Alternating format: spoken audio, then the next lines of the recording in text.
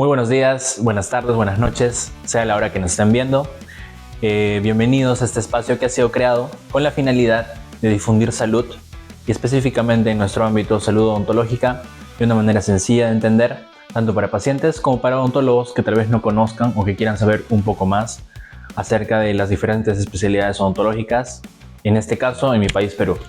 El día de hoy tenemos el agrado de tener un invitado muy especial, el cual es el doctor Katman, pero qué mejor que él mismo se presente y que nos cuente un poco acerca de lo que se dedica. Doctor Katman, muy buenos días.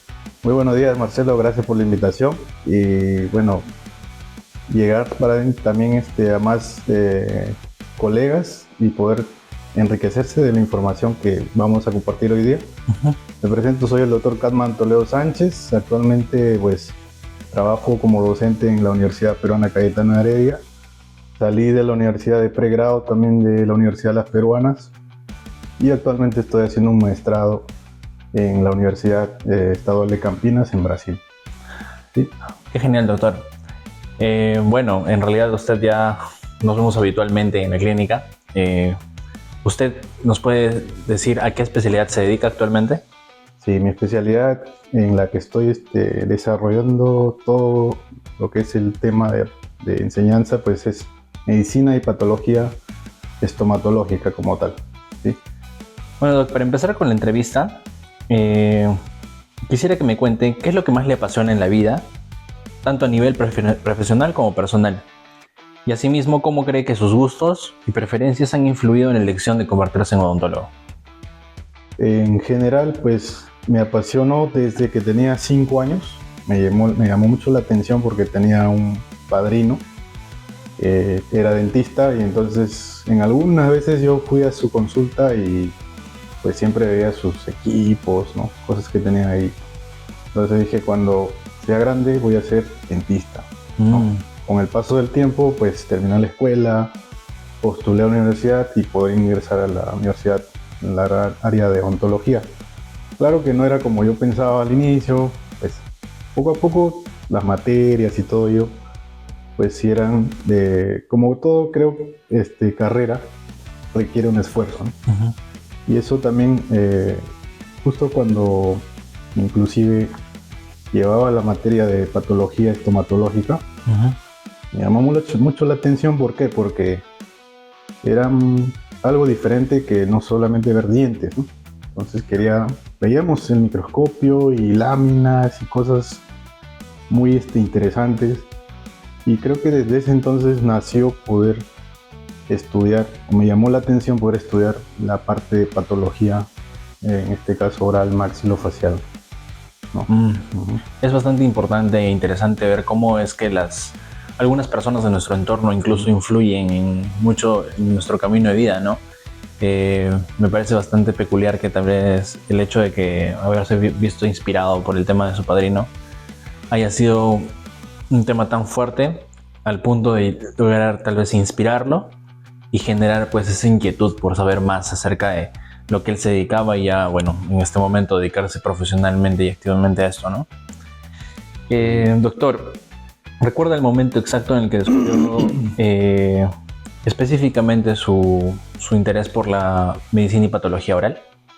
Sí, claro, como te comenté, había pasado tiempo en esta materia que es de tercer año, en la parte de pregrado, y era patología estomatológica, y pues al ver no solamente dientes, veíamos microscopios, algunos casos clínicos que nos enseñaban en la materia, pero desde ahí nació esa parte de poder seguir esta especialidad, pero no sabía dónde. Relativamente nadie sabía, creo que yo mismo, dónde llevaban esta materia, esta especialidad, ¿no? Pero iba indagando, preguntando, y encontré que en la Universidad Peruana Cayetano Heredia es donde sí llevan esta especialidad, ¿no? Claro, hay una facultad activa de medicina y patología oral. Esto es interesante de reflexionar porque, bueno, evidentemente esta es una de las especialidades odontológicas de la cual no está tan difundida.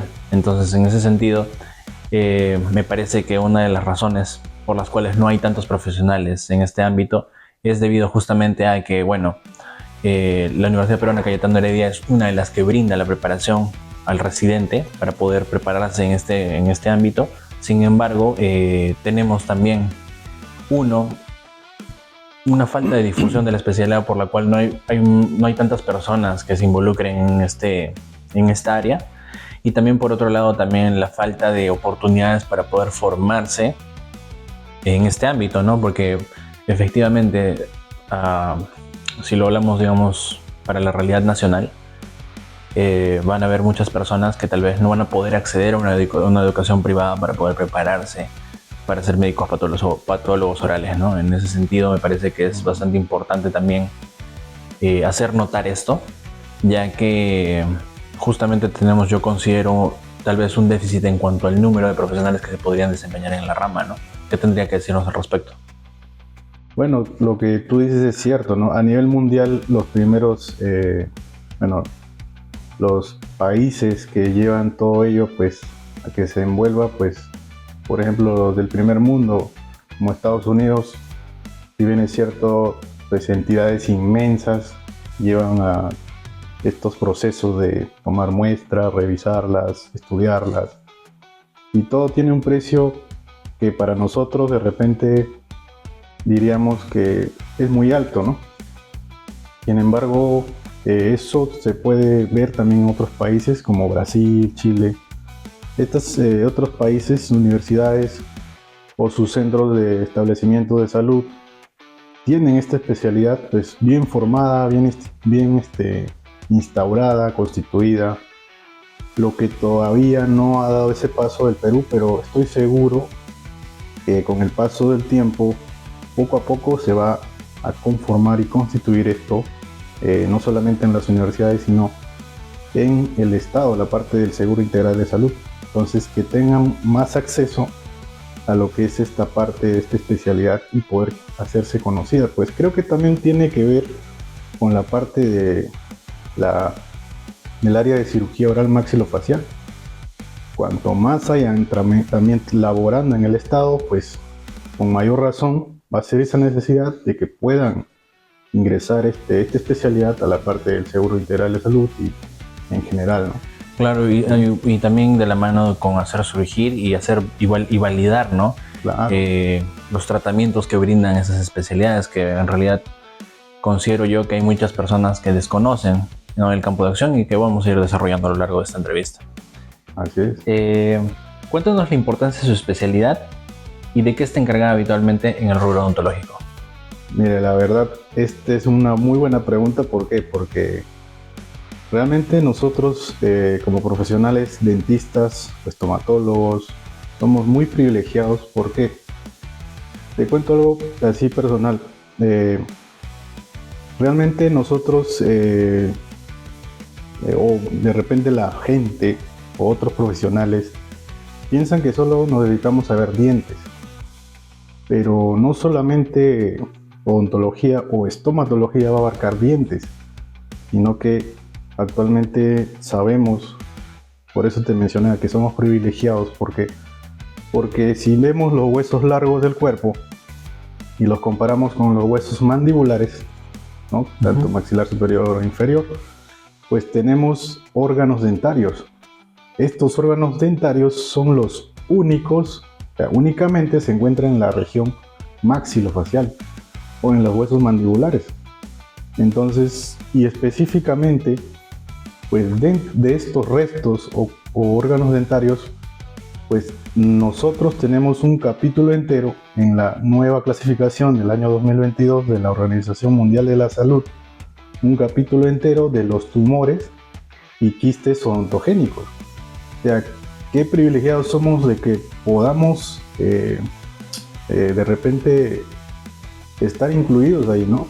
A veces nosotros como profesionales decimos o nos dicen que solamente dientes y esto y algo así, tan corto, pero realmente debemos de valorarnos como profesionales como cualquier otra especialidad, cualquier otra carrera, creo yo, que tienen un valor muy alto y que es como si fuese, somos los brazos en general de toda la parte de salud. porque un brazo se dedica a hacer otra cosa, el otro para otra cosa, las piernas o los pies para otra cosa. Ya somos parte del cuerpo médico de salud. Por supuesto, e incluso, y bueno, haciendo un poco hincapié en esto, incluso es la rama de la odontología que se encarga específicamente del diagnóstico, es el área diagnóstica de la odontología, lo cual yo creo, a nivel como odontólogo y a nivel profesional en cuanto al ámbito de salud, considero que el diagnóstico es el primer paso y tal vez el paso más importante para poder abordar adecuadamente a un paciente y de que uno, entienda su problema, dos, entienda la forma de solucionarlo y sobre todo y más importante, entienda la forma de que el problema no recidive, que el problema no se vuelva a presentar. Y eso es parte de justamente esta especialidad que es tan bonita y que bueno, que en realidad tiene muchos campos de acción, ¿no? Sí, es cierto. Realmente campos de acción en el sentido de que para que un profesional médico patólogo oral se pueda formar, pues necesita haber o tener una rotación o experiencias hospitalarias, como no solamente en odontología o maxilofacial, sino en la parte áreas médicas, infectología, hematología, medicina interna, de repente la parte de pediatría, dermatología, y en general todas las especialidades que puedan tener en sí. O sea, es necesario que se pueda tener ese bagaje de poder conocer y haber rotado, para que, como tú mencionas, que ese diagnóstico precoz o primario en el cual nosotros siempre trabajamos, porque nos vamos a desenvolver siempre no solo para ver una simple caries, que estoy seguro que todos los profesionales que no tienen especialidad lo hacen muy bien, y en general pues creo que podemos descubrir enfermedades infectocontagiosas neoplásicas que se originan a nivel de la boca, y estas dan manifestaciones a nivel de todo el cuerpo. Entonces hay una gran relación y hay una gran responsabilidad en esta área, que es no solamente la medicina y patología, sino en general el cuerpo odontológico.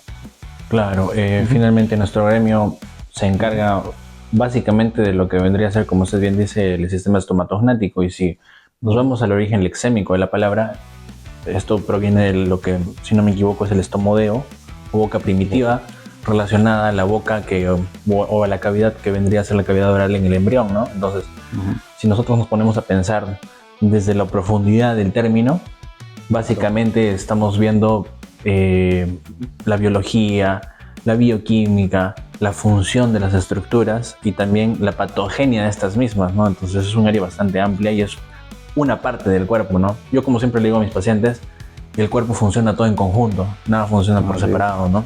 En ese sentido, si nosotros tenemos tal vez, no sé, un daño sistémico, probablemente no sea detectado y probablemente un profesional estomatólogo o odontólogo vaya a poder hacer un diagnóstico precoz de una enfermedad sistémica, pueda advertir a su paciente y tal vez pueda hacer las interconsultas pertinentes con la finalidad de que este paciente pues mejore su calidad de vida, ¿no? Y que tenga sobre todo un diagnóstico, que es lo más importante, y yo creo algo en lo que nuestro país todavía se está trabajando, ¿no? Porque muchas veces se trabaja en base a presuntivos y no se tiene como tal un diagnóstico definitivo, no se hacen las pruebas, a veces con cierto desconocimiento de hacia dónde guiar el diagnóstico, ¿no?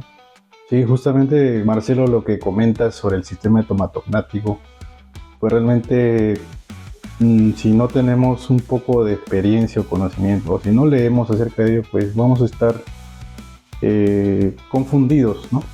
Porque te comento, hace poco di un tema sobre ello, la importancia del sistema estomatognático, y como bien mencionaste, significa boca, ¿no? Y nático son los huesos mandibulares o maxilares.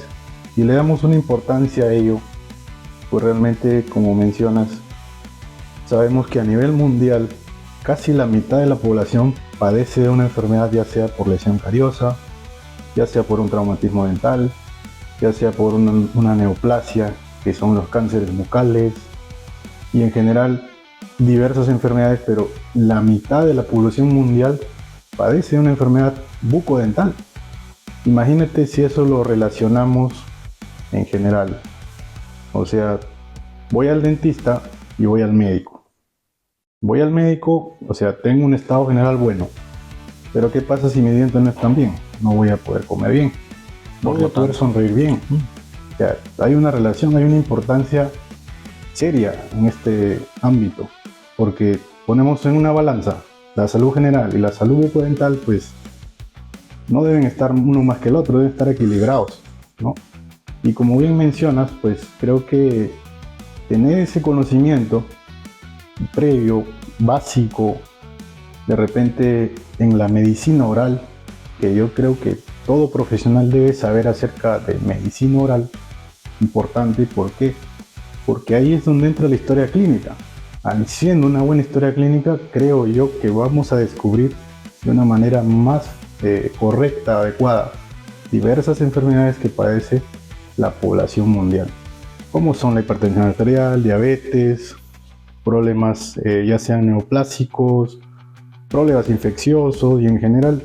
Y como te decía, pues todo esto tiene manifestación, bueno, gran parte de estas enfermedades tienen manifestación a nivel de la boca, ¿no? Efectivamente.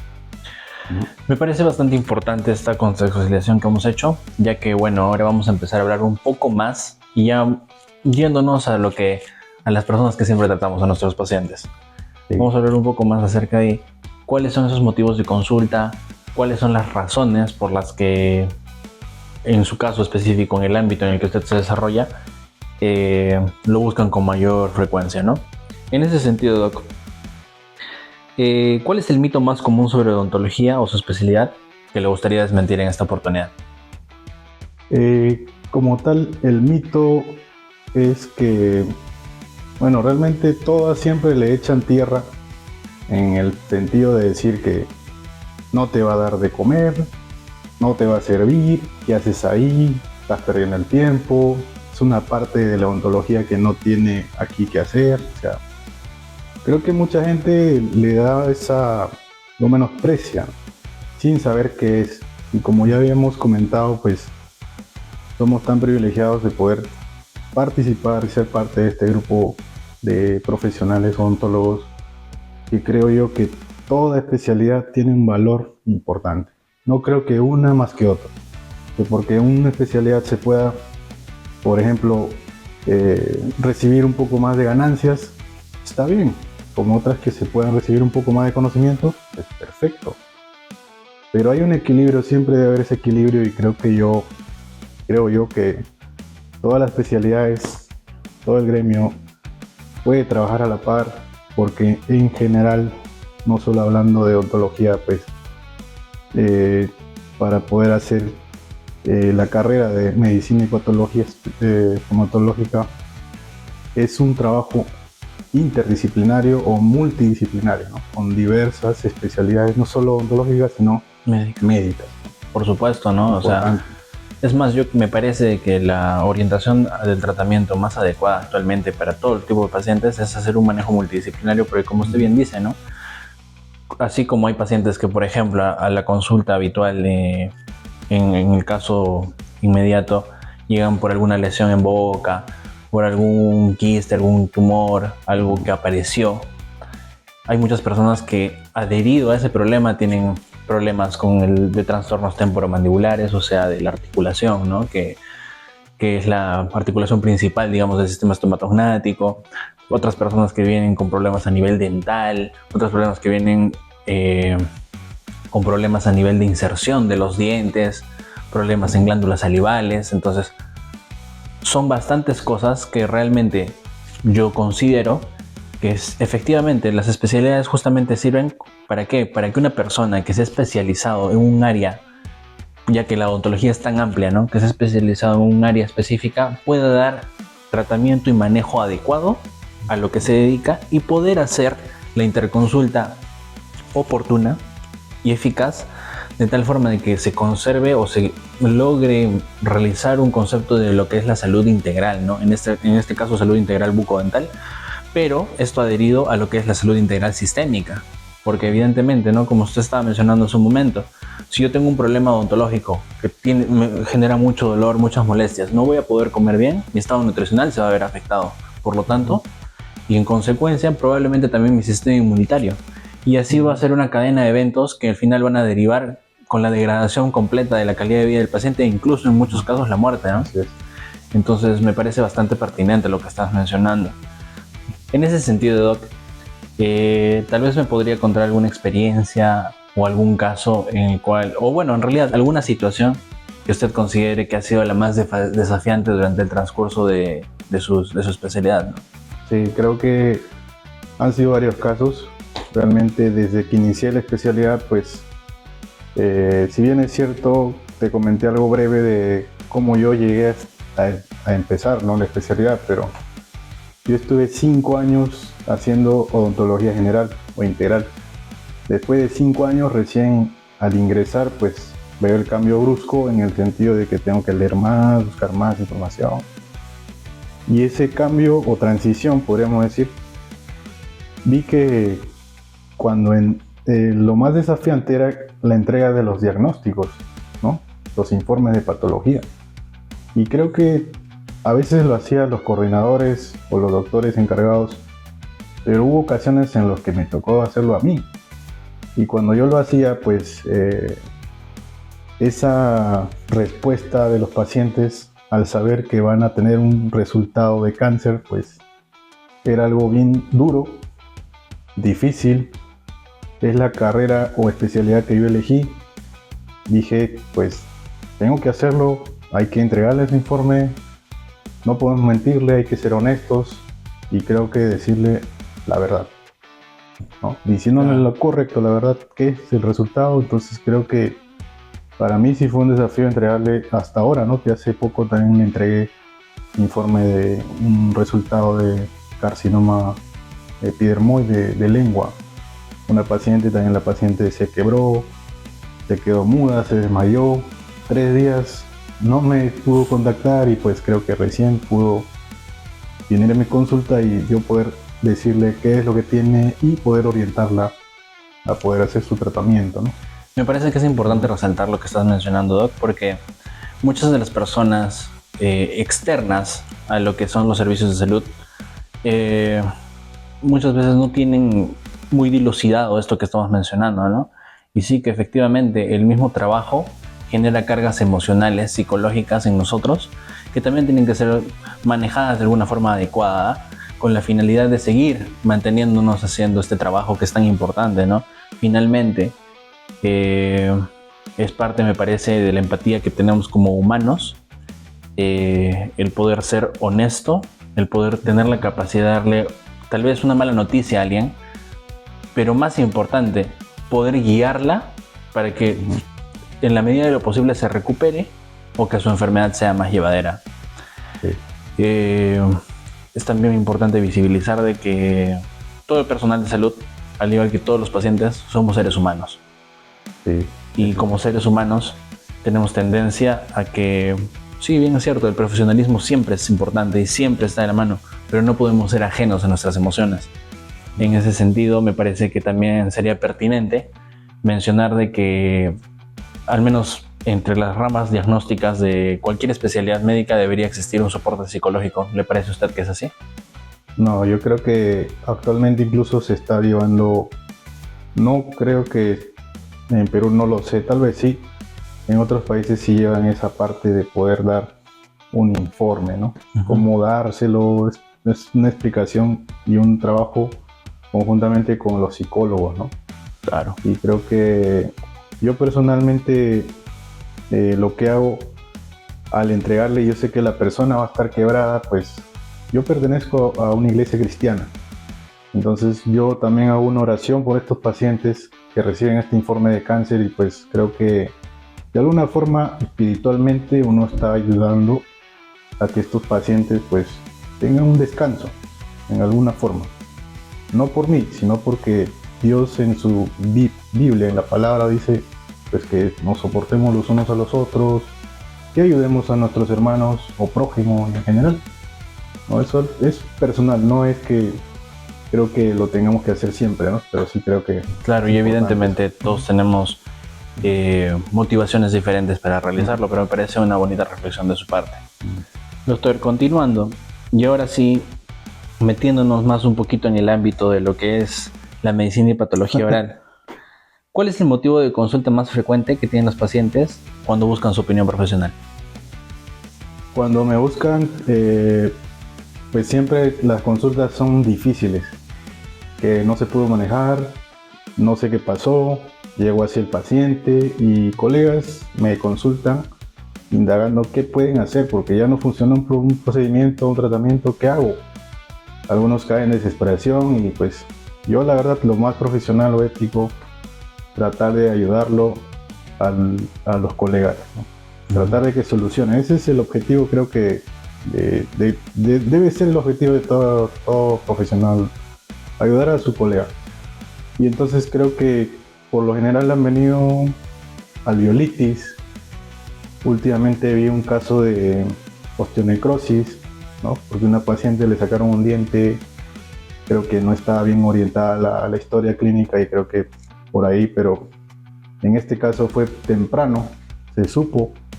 La paciente pude hacerle una buena historia y pues creo que ahí vio que estaba tomando bifosfonatos, ¿no? O antirresortivos.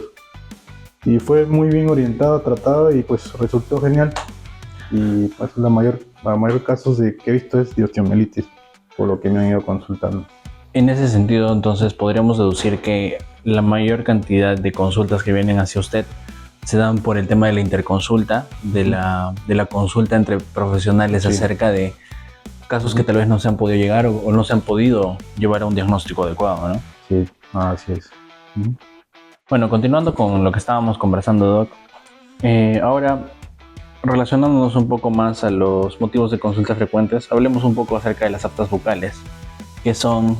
¿Por qué se producen? ¿Y qué cuidados debería considerar el paciente? Y específicamente, ¿cuándo debería preocuparse por consultar al respecto? Sí, específicamente aftas bucales se refieren a lesiones por pérdida de la mucosa parcial o en tal total de las mucosas. Pueden estar relacionadas específicamente a lesiones autoinmunes, traumáticas, enfermedades crónicas de larga data. Pueden estar, vamos a compararlas ya con otras entidades que no son aftas, pero que son úlceras, como por ejemplo manifestaciones por tuberculosis, manifestaciones por sífilis, lesiones como manifestaciones por linfomas y entre otras lesiones, que también una de las principales es el carcinoma epidermoide, ¿no? O sea, son otras lesiones que no son aftas, ¿sí?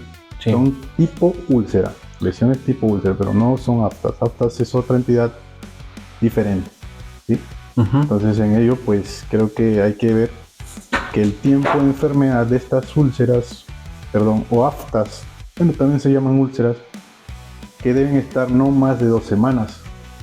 Nosotros sabemos que toda lesión tipo úlcera mayor a 2 semanas o es un carcinoma o es una manifestación por lo que es tuberculosis oral, ¿no? Por lo general. Entonces, para resumirlo, cuando un paciente tiene una afta por más de 2 semanas, debería consultar al médico patólogo oral. Yo creo que sí. Para orientarnos un poco más y obviamente no metiéndonos muy al fondo, ¿qué sería lo pertinente en caso de que una lesión dure más de 2 semanas? ¿Cuál vendría a ser más o menos la forma de actuar del profesional frente a este tipo de manifestación? Yo creo que lo que ahí va a darnos primar mucho es la buena historia clínica. Tener un buen interrogatorio con el paciente. A veces los pacientes son cerrados, no te dicen todo porque viene con alguien, un familiar, su esposa, su esposo, y no te dicen todo completo. Entonces yo creo que debería incluso hasta personalmente venir solo el paciente y hacerle un interrogatorio para que ese paciente pueda abrirse y pues desde ahí encontrar dónde está el problema. Claro, y justamente con la finalidad de salvaguardar también su privacidad, ¿no? Porque finalmente todas las personas tienen derecho a la privacidad. Sí, importantísimo. Es muy importante lo que mencionas, ¿no? Además de esto, ahora vamos a hablar un poco acerca de lo que son las infecciones por hongos en la boca. ¿Qué tan frecuentes son estas? ¿Y cómo podría un paciente sospechar acerca de que padece una, ¿no? ¿En qué momento también debería acercarse a la consulta para poder ver si es que es una infección por hongos, si no, si es que está progresando esta infección, o qué debería llamarle la atención a una persona que tal vez no sabe de odontología para poder asistir a la consulta. Bien, este tema también es importante. La candidiasis oral es la más abundante en la cavidad bucal, o Candida albicans. Se presenta de diferentes formas: eritematosa, pseudomembranosa, hiperplasia crónica, y en general por el uso de prótesis.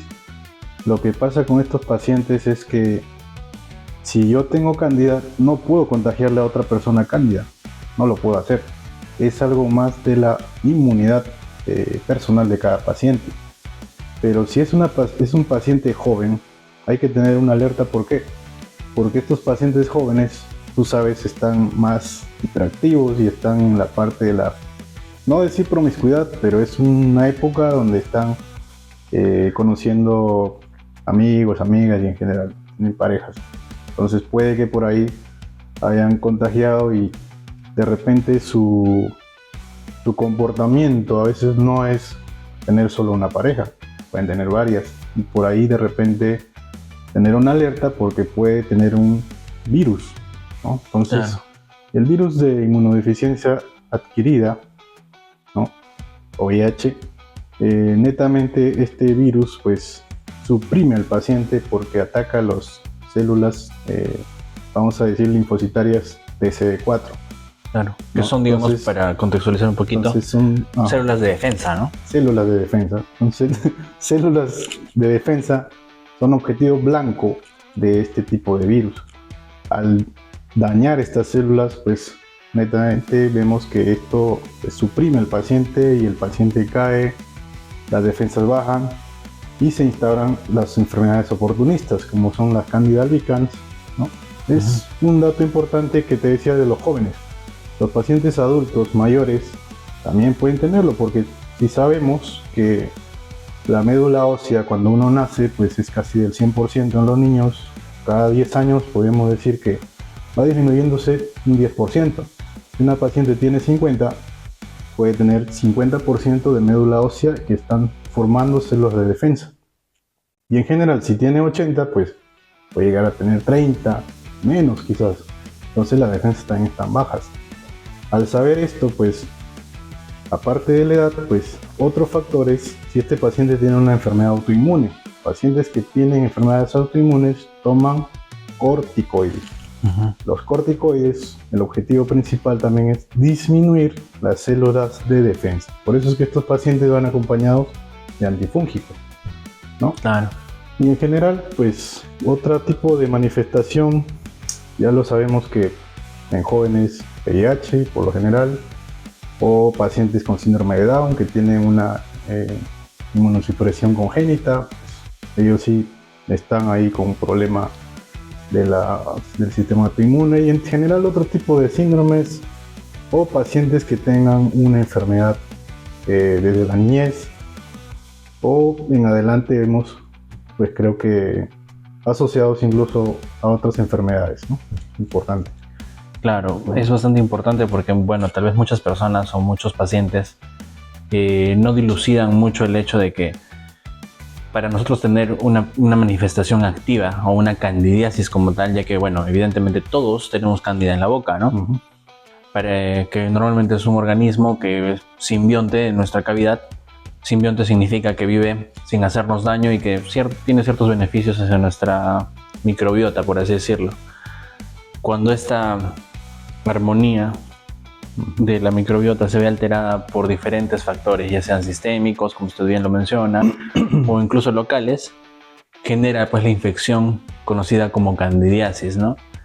Es bastante interesante esto porque, como le menciono, hay muchas personas que desconocen de que para que esta infección se dé activa, tiene que estar de la mano con una inmunosupresión, ¿no? Así es. Entonces, ya lo sabemos. Ahora, en general, si es que nosotros, en general, ¿no? Si nosotros vemos candidiasis en nuestra boca, deberíamos acudir con la finalidad de poder determinar y hacer interconsultas suficientes para ver si es que estamos con algún estado de inmunosupresión activo, ¿no? Sí, es correcto. Continuando, Doc. Ahora hablemos un poco acerca de lo que es el cáncer oral. ¿En qué zonas de la boca es más frecuente que aparezca ese tipo de enfermedad? Este tema también es interesante. Vemos que existe un óvalo de riesgo para ello. Por lo general es labio inferior, bordes laterales de lengua, piso de boca, trígono retromolar y por último el paladar blando. Estas zonas se localizan pues mayormente estas células que tienen un comportamiento bueno en un tiempo, pasan, no sabemos en qué momento, pero esas células se comienzan a comportar mal, podríamos decir que transforman su forma Habitual, o se alteran, podríamos decir, su forma habitual, células del epitelio, de las mucosas orales, y entonces comienzan a proliferar una lesión tipo úlcera, tipo nódulo, tipo tumor. Actualmente lo que se sabe, últimamente se ha actualizado la base de datos de la Organización Mundial de la Salud en trabajo con lo que es Globocan del año. Esa base de datos es del año 2022. Se sabe que diariamente mueren 500 personas por cáncer de boca, de labio y de mucosa oral. Y 1100 personas tienen nuevos casos diariamente. Entonces, si hacemos o extrapolamos esos números, prácticamente al año, casos nuevos de cáncer de labio y mucosa oral son casi 390.000. Wow. Y si lo vemos, que cuántos casos mueren o cuántos pacientes mueren al año son casi 188.000 y algo más. Pacientes que mueren al año por cáncer de boca y de labio entre hombres y mujeres. Prácticamente la mitad de los diagnosticados, ¿no? Casi la mitad, ¿no? Imagino que esto tiene que ver mucho con la prontitud del diagnóstico, ¿no? Sí. Y sobre todo también con la modificación de los hábitos, ya que evidentemente si una persona diagnosticada con cáncer de la mano con su tratamiento no va con una modificación de sus hábitos en general, lo más probable es de que la enfermedad se mantenga o incluso empeore, ¿no? Sí, incluso hay estudios actuales que ponen a trabajar en unos hospitales que se ve que van a descartar médicos y dentistas carcinoma de boca o de labio. Pues resultó que los odontólogos o dentistas son los que tienen mayor experiencia en hacer estos diagnósticos que un médico general. Entonces, por ahí también una gran importancia en poder llevar cursos de medicina oral, de prepararse, capacitarse, todo colega dentista debe capacitarse para poder llegar a conocer algo más, ¿no? Algo más de lo que es el cáncer de boca, ¿no? En el país. Y además de que, si bien es cierto, tal vez no es competencia del cirujano dentista general realizar el diagnóstico definitivo del cáncer, sí tendría que tener un conocimiento de al menos la apariencia, de los signos de alarma, de las conductas a tomar frente a una sospecha de cáncer para hacer, como le menciono, la derivación oportuna y también el tratamiento oportuno, ¿no? Ya que, por ejemplo, si un cáncer se detecta en una etapa en la que este todavía no ha infiltrado, no se ha introducido dentro de los tejidos, tiene un mejor pronóstico que cuando es un cáncer que ya se ha introducido, que incluso ha hecho metástasis, que es básicamente que migre hacia otras zonas del cuerpo, ¿verdad? Así es. Estos desórdenes orales potencialmente malignos, pues, como ya habíamos o ya sabemos, que nacen en un epitelio sano. Después de un tiempo, no sabemos el tiempo, pero comienzan a proliferar células malignas en ese epitelio y se instauran estas entidades ya formándose cáncer. Pero estos desórdenes pues tienen el potencial de formar o producir cáncer. Anteriormente le llamaban precánceres, ¿no? Que era como que mal dado ese término porque no podemos empujar a algo que va a ser sí o sí, no lo sabemos. Por eso actualmente instauran este término de un desorden potencialmente maligno oral, porque tiene un potencial de poder transformarse en cáncer. Relacionado a lo que está mencionando, ¿existe algún factor de riesgo para desarrollar cáncer oral?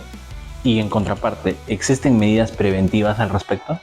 Sí, actualmente lo que se sabe es que los primeros factores de riesgo son la edad, el sexo, la raza también, el tabaco, el alcohol, virus, bacterias. Se le está relacionando con el trauma mecánico y también con el simple hecho de masticar hoja de coca. Pues es importante estos datos conocerlos, no asustar a la población, pero sí que tengan en cuenta estos factores que pueden desencadenar estas neoplasias de la boca. Es bastante interesante lo que menciona de la hoja de coca, ya que a nivel cultural en nuestro país, y me atrevo a decir que en los países andinos, altoandinos, por decirlo, me imagino que en Bolivia, en ciertas partes de Argentina o en Chile, se hace el consumo de hojas de coca mediante la masticación de esta misma. Conversando con usted hace un tiempo, me comentaba acerca de que usted hizo una observación al respecto de las manifestaciones orales que se podían presentar en consumidores de hoja de coca. Me parece que también es importante ahondar mucho más en esta investigación, ya que, como le menciono, esto es algo cultural. Por lo tanto, se podría dar una mayor prevalencia a nivel poblacional de el origen de cierto tipo de lesiones relacionadas a este consumo. Sí. En ese sentido, ¿qué observaciones hizo respecto al consumo de hojas de coca? Que estén o que haya encontrado pacientes que hayan desarrollado carcinomas. Encontré un paciente, pero no es de la zona de Puno, sino de la zona de San Martín. Este paciente sí manifestaba que toda su vida chachó coca, y justo en la zona de donde apoyaba el fondo de surco, del lado izquierdo, ahí donde apoyaba más tiempo, entonces ahí salió ese carcinoma. Pero como te menciono, no es el fin asustar a la población, sino informarla, ni a las personas, sino informar que esto se pueda dar. De repente, ¿cuál fue primero? ¿Chachar coca o se formó el cáncer primero? Entonces, estamos aún en ese estudio, en esa investigación, no podemos afirmar algo aún. Hay estudios actuales, sí, que los amigos argentinos y entre otros países están estudiando, pero creo que aún estamos en esta gestación de poder saber y conocer más de este desenvolvimiento de hipótesis, ¿no? Claro, sí, incluso solo como para comentar, ¿no? Hace unos años, junto a un docente que tuve en el pregrado, el doctor Francisco Secarelli, me acuerdo que un día, conversando por medio de redes, yo le planteé esa duda, ¿no? Si es que tal vez podría haber una asociación entre el consumo de hojas de coca y la enfermedad periodontal, ¿no? El desarrollo de enfermedad periodontal, ya que, como tú bien mencionas, las zonas de Puno, las zonas de la sierra en general, sí, hay una alta prevalencia de enfermedad periodontal y también hay un alto consumo de eso. Entonces también por ahí podríamos encontrar otro tipo de asociación, ¿no? De este consumo versus las manifestaciones orales que estas podrían tener. Sí, justo otro dato importante de estos pacientes era que todo paciente que chachaba hoja de coca tenía gastritis. Y si sabemos que las mucosas orales se ven casi parecidas a las mucosas estomacales, pues más que todo, no histológicamente, sino en la manifestación que se da, pues puede que no solamente sea la coca, sino la salivación. Menos salivación, hay más bacterias. Al haber más bacterias, hay caries, hay recesión de encía, y llegan a ser bolsas, y en general no hay una buena higiene, no hay una buena culturización sobre la parte estomatológica y la higiene. Entonces, claro, eso también conlleva que pueda formarse, ¿no? Claro, hay muchos factores coadyuvantes a esa situación. Y bueno, imagino que a nivel científico también el aislar las variables es algo complejo, sí, pero que se va a hacer eventualmente, ¿no? Sí, eso es importante. Doc, continuando, habitualmente en la consulta, los pacientes preguntan mucho por las pigmentaciones en las encías, en las mucosas, pigmentaciones que se dan a veces, ¿no?, en lo que es la zona vestibular de la encía de herida, en el sector superior, inferior, algunas lesiones en los labios, ¿no?, lesiones pigmentadas, tal vez en la lengua. ¿Qué podría decirnos al respecto? ¿Cuándo? ¿Qué son? ¿Por qué se dan? ¿Cuándo el paciente debería preocuparse por alguna de ellas? Bien, estas lesiones pigmentadas son bastante importantes, así como las lesiones tipo úlceras, lesiones tipo placa. En este caso, las lesiones pigmentadas pues tienen diversos factores, ya sean en relación a consumo de medicamentos, a traumas dentarios, pueden ser también relacionados a que son netamente neoplasias malignas. El más conocido es el melanoma maligno. Por lo general, su localización más frecuente es en el paladar, ¿no? Pero si encontramos en otros lugares, también no hay que dejarlas de lado. Estos tipos de neoplasias malignas pues son pigmentadas debido a que los melanocitos están secretando más melanina. No es que estas se pigmenten, sino pigmentan las células adyacentes, digamos. Adyacentes, ¿no? Pero estas también proliferan y su comportamiento y su forma también va a variar, ¿no? Pero por lo general estar alertas a estas lesiones y pues su comportamiento incluso suele ser mucho más agresivo que los carcinomas epidermoides, que son más frecuentes. ¿Cuáles son los signos de riesgo que una persona no odontólogo debería tomar en cuenta para, digamos, decir, por ejemplo, ¿no? Ponemos la antítesis entre las manchas melánicas o las manchas de etiología racial, que, digamos, son una variante de la normalidad. Y por otro lado, un melanoma, ¿no? ¿Cuáles son, justo a eso me voy, cuáles son los factores de riesgo o cuáles son los signos de riesgo que una persona debería tener para decir, oye, esto no es algo tan normal, ¿no? Voy a ir a consultar. Bueno, importante es saber, y como bien ya le hemos hablado, el interrogatorio. Estos pacientes a veces asocian las lesiones con algún factor que pasó, me mordí, me golpeé, pasó algo, y también saber diferenciarlas. Como te mencionaba, los melanomas malignos son netamente más frecuentes en lo que es el paladar. Entonces, viendo esa localización, pues en otros lugares, tanto en las mucosas, podemos encontrarlas, pero no solamente encontramos estas neoplasias malignas, sino lo normal. Algo fisiológico y conocido es la pigmentación racial, ¿no? Que es por la raza negra o raza mestiza, que tienen pigmentaciones a nivel de las encías adheridas, ¿no? Puede ser en banda, tanto en superior e inferior, o puede ser también en la lengua, ¿no? En la lengua también se va a presentar como las papilas fungiformes se ven más pardas de lo normal. Entonces, y también el interrogatorio, como te decía, importante porque se va a saber si es que consume medicación, está haciendo algún tratamiento, o qué es lo que, o desde cuándo también esa mancha es la que tiene. O también algo importante en este caso, que si es que este paciente ha tenido amalgamas, porque hay lesiones que son pigmentadas, pero no necesariamente por un pigmento, sino porque contienen espículas o micropartículas de las restauraciones tipo amalgama que quedan impregnadas en las mucosas bucales. Claro, lo que se conoce como tatuaje de amalgama, ¿verdad? Tatuajes de amalgama. En este caso, relacionado a los tatuajes de amalgama, ¿cuál es la conducta clínica? Yo creo que si hay una sospecha de esta manifestación, ya sean máculas pequeñas o grandes, yo creo que lo más adecuado es retirarlo, porque ahí es donde vamos a saber si es que es un tatuaje o si su comportamiento no es un tatuaje. Entonces es importante poder hacerlo, retirarlas mejor, ¿no? Es bastante interesante, Doc.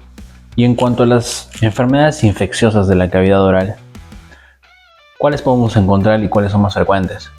Refiriéndonos evidentemente no a lo que es caries dental o enfermedad periodontal, que son, digamos, las más frecuentemente habladas en nuestro campo, ¿no? Sí, tenemos un montón, ya que la Organización Mundial de la Salud reconoce actualmente 8, ¿no? Ya sea por VIH, por Epstein-Barr, papiloma humano, citomegalovirus, bacterianas, el Treponema pallidum, tenemos otras 3 entidades que son también de origen bacteriano, ¿no? Y pues las más frecuentes, como también lo vemos, es la tuberculosis, ¿no? Es originado por el Mycobacterium tuberculosis. En general hay miles de especies, pero las que le den humanos por lo general es el Mycobacterium tuberculosis. Esta bacteria es un bacilo ácido alcohol resistente que se va a manifestar en la boca. Pues este tema también es bastante importante, interesante también y amplio, porque podemos, al hacer una historia clínica, si este paciente tenía un problema pulmonar, ¿no? En su interrogatorio puede salir positivo, puede salir negativo, pero hay que hacer ese interrogatorio adecuado. Entonces, si es que este paciente ha tenido un problema pulmonar, puede que pero este paciente tenga un problema de TBC pulmonar activo. Entonces, lo que conocemos que existen 3 tipos a nivel pulmonar, que son la tuberculosis primaria, tuberculosis secundaria y la tuberculosis extrapulmonar. La más frecuente es la primaria, ¿no? Porque ahí es donde están los daños precoces. A nivel alveolar, pues pasa que esa persona está infectada, netamente se va por vía respiratoria la infección.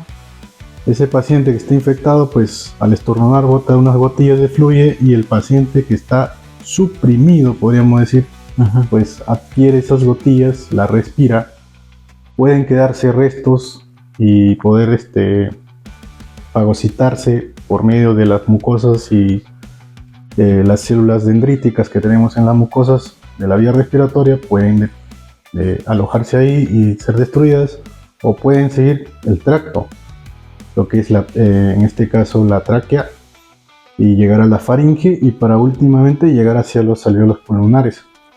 En este caso, cuando llega a los alvéolos pulmonares, estas bacterias o bacilo ácido resistente también pueden ser destruidas a este nivel, o dependiendo del sistema inmunológico del paciente, poder seguir avanzando hasta poder cumplir su propósito en el individuo inmunosuprimido. Entonces hay una gran diferencia entre decir tuberculosis primaria, secundaria y en este caso la extrapulmonar. Hay una gran diferencia con la tuberculosis oral, que también tiene 2 tipos, que es la primaria y la secundaria.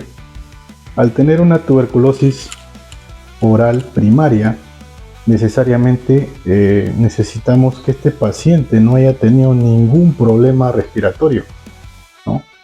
¿Por qué? ¿Cómo es que se manifiesta?